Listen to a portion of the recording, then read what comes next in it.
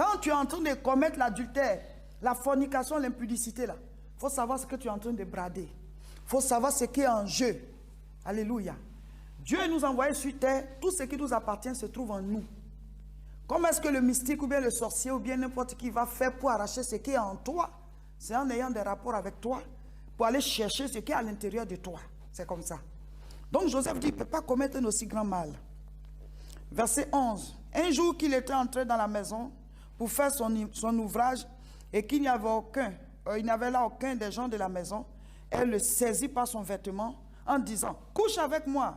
Il lui laissa son vêtement dans la main et s'enfuit au dehors. Voilà, Madame Potiphar, déterminée jusqu'au bout.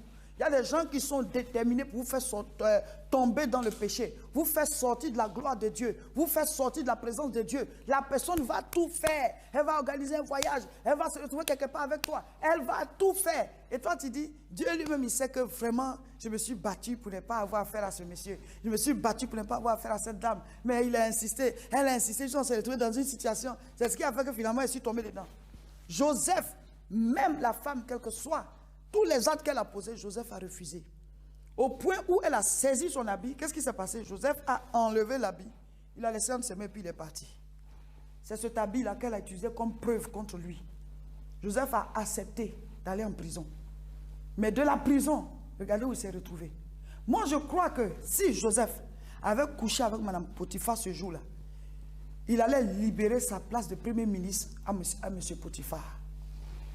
Il aurait libéré sa place de premier ministre à M. Potiphar. C'est sur le lit là qu'il allait laisser ça. Puis on ne peut pas nommer une femme, c'est son mari qui allait prendre. C'est comme ça que les gens viennent chercher vos grâces. Les gens viennent chercher vos bénédictions, vos prochaines gloires, vos prochains accomplissements. Tout ce que vous allez réaliser là. Vous êtes là, vous sentiez que vous devez réussir, vous n'avez jamais réussi. Vous sentiez que vous devez enfanter quelque chose de manière glorieuse. Rien. Tu as failli réussir, tu es resté là. Tu as failli devenir quelqu'un, tu ne sais pas ce qui s'est passé, mais ce n'est jamais arrivé. Oui, tu as dû laisser ça quelque part. Tu as dû laisser ça quelque part.